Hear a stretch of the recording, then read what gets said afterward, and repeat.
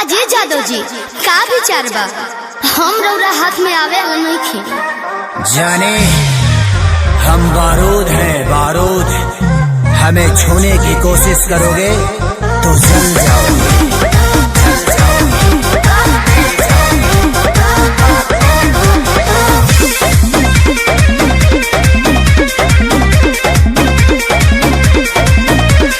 गुंडा कर दे बाबू तोहर चले नहीं, अच्छा मिली ना चीज़वा जौन तोहरा चाहे देवे के पड़ी। अरे सीधे सीधे मनबू की, सीधे सीधे मनबू की गोली चलबू हो, नाच के मलकिनी जी कहाँ नाच के जईबू हो, कहियो ना कहियो जानो जिसके छाछी मयईबू हो, नाच के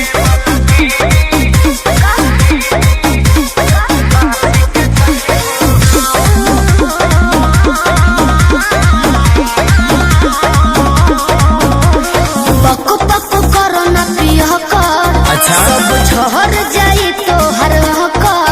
अरे चला। देखो थोड़े देर में ठीक हो जाइबो।